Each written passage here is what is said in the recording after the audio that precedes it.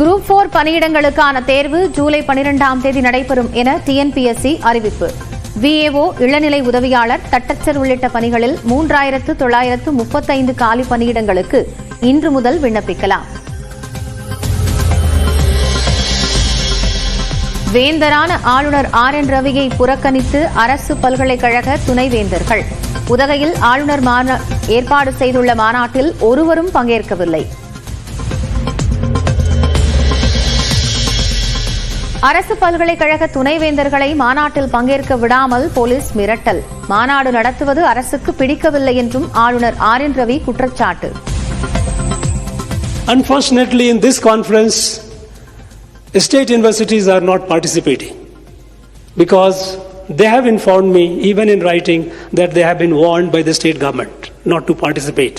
People, those who are in the government, they defy for them. It is not something which is a comfortable situation. மாநில உரிமையில் ஆளுநர் தலையிடுவதாக கூறி சென்னையில் Marxist போராட்டம்.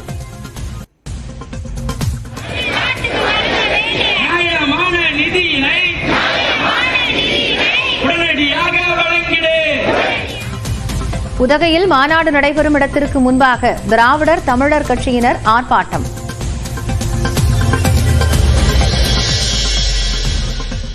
விடுபட்டவர்களுக்கும் விரைவில் மகளிர் உரிமை தொகை. சட்டப்பேரவையில் முதலமைச்சர் மு க ஸ்டாலின் அறிவிப்பு. இந்த கலைஞர் உரிமை தொகை யாராருக்கு விடுபட்டு போயிருக்கிறதோ அவர்கள் முறையாக விண்ணப்பித்தால் நிச்சயமாக விரைவில் அதுவும் வழங்கப்படும் என்பதை தெரிவித்துக் கொள்கிறேன். மேட்டூர் அணையிலிருந்து டெல்டா பாசனத்திற்காக ஜூன் 12இல் தண்ணீர் திறக்கப்படும். சட்டப்பேரவையில் அமைச்சர் துரைமுருகன் அறிவிப்பு.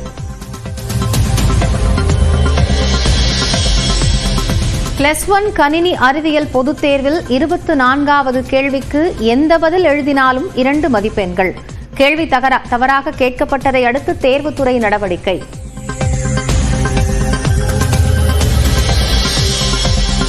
சொத்து குவிப்பு வழக்கிலிருந்து அமைச்சர் எம்.ஆர்.கே. பன்னீர்செல்வத்தை விடுவித்த உத்தரவு ரத்து. மீண்டும் 6 மாதங்களில் விசாரிக்க கடலூர் நீதிமன்றத்திற்கு உயர்நீதிமன்ற நீதிபதி வேல்முருகன் உத்தரவு.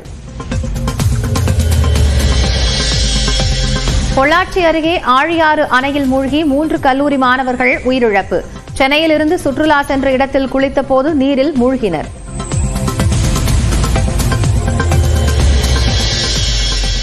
மூன்று மாத சிறை தண்டனை பெற்ற வழக்கில் எஸ்.வி. சேகர் சரணடைய ஜூலை வரை அவகாசம்.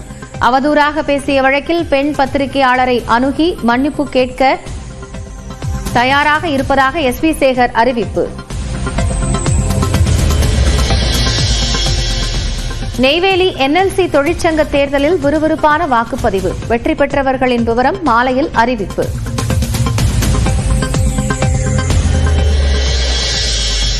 வன்னியர் சங்கம் நடத்தும் சித்திரை முழுநிலவு மாநாட்டிற்கு இருசக்கர வாகனங்களில் வர அனுமதி மறுப்பு. 10 மணிக்குள் மாநாட்டை நடத்தி முடிக்க வேண்டும் உள்ளிட்ட பல்வேறு கட்டுப்பாடுகள் விதிப்பு. பெஹல்காம் தாக்குதலில் ஈடுபட்ட பயங்கரவாதிகளில் ஒருவர் ஆதில் தோகரின் வீடு தரைமட்டம்.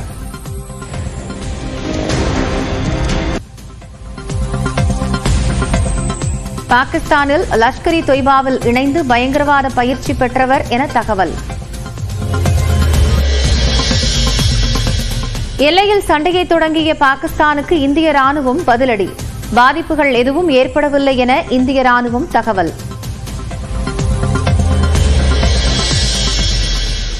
நல்ல இருட்டுக்கடை தனக்கே சொந்தம் என நயன் சிங் என்பவர் நாளிதழில் அறிவிப்பு. சகோதரி கவிதாவுக்கும் கடைக்கும் தொடர்பில்லை என்றும் யாரும் கடையை உரிமை கோர முடியாது எனவும் திட்டவட்டம். குரூப் 4 பணியிடங்களுக்கான தேர்வு ஜூலை 12ஆம் தேதி நடைபெறும் என டிஎன்பிஎஸ்சி அறிவிப்பு. விஏஓ, இளநிலை உதவியாளர், தட்டச்சர் உள்ளிட்ட பணிகளில் 3935 காலி பணியிடங்களுக்கு இன்று முதல் விண்ணப்பிக்கலாம். வேந்தரான ஆளுநர் ஆர்.என். ரவியை புறக்கணித்து அரசு பல்கலைக்கழக துணைவேந்தர்கள். உதகையில் ஆளுநர் ஏற்பாடு செய்துள்ள மாநாட்டில் ஒருவரும் பங்கேற்கவில்லை. அரசு பல்கலைக்கழக துணைவேந்தர்களை மாநாட்டில் பங்கேற்க விடாமல் போலீஸ் மிரட்டல். மாநாடு நடத்துவது அரசுக்கு பிடிக்கவில்லை என்றும் ஆளுநர் ஆர்.என். ரவி குற்றச்சாட்டு.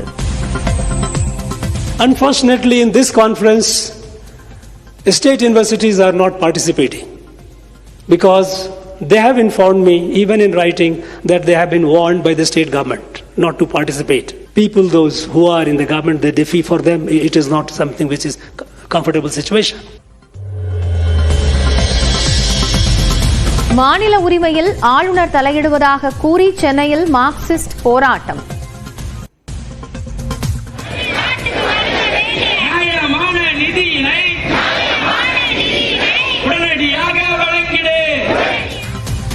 உதகையில் மாநாடு நடைபெறும் இடத்திற்கு முன்பாக திராவிடர் தமிழர் கட்சியினர் ஆர்ப்பாட்டம்.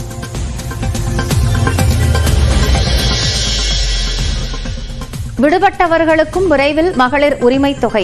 சட்டப்பேரவையில் முதலமைச்சர் மு.க. ஸ்டாலின் அறிவிப்பு.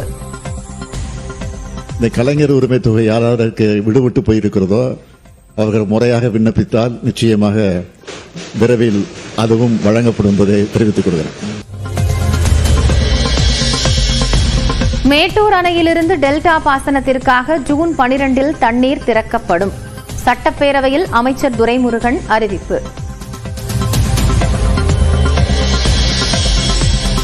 +1 கணினி அறிவியல் பொதுத் தேர்வில் 24வது கேள்விக்கு எந்த பதில் எழுதினாலும் 2 மதிப்பெண்கள். கேள்வி தவறாக கேட்கப்பட்டதை அடுத்து தேர்வுத்துறை நடவடிக்கை.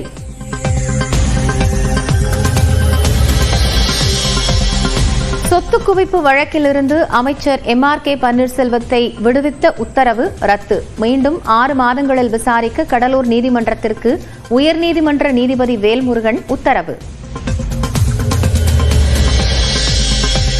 பொள்ளாச்சி அருகே ஆழியாறு அணையில் மூழ்கி 3 கல்லூரி மாணவர்கள் உயிரிழப்பு. சென்னையிலிருந்து சுற்றுலா சென்ற இடத்தில் குளித்தபோது நீரில் மூழ்கினர்.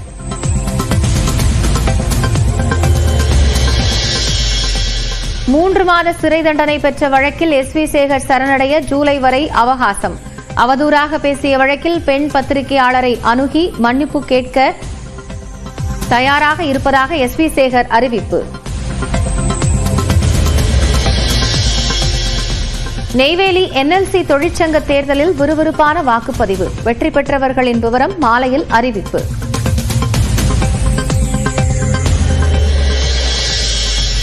வன்னியர் சங்கம் நடத்தும் சித்திரை முழுநிலவு மாநாட்டிற்கு இருசக்கர வாகனங்களில் வர அனுமதி மறுப்பு. 10 மணிக்குள் மாநாட்டை நடத்தி முடிக்க வேண்டும் உள்ளிட்ட பல்வேறு கட்டுப்பாடுகள் விதிப்பு. பெஹல்காம் தாக்குதலில் ஈடுபட்ட பயங்கரவாதிகளில் ஒருவர் ஆதில் தோகரின் வீடு தரைமட்டம்.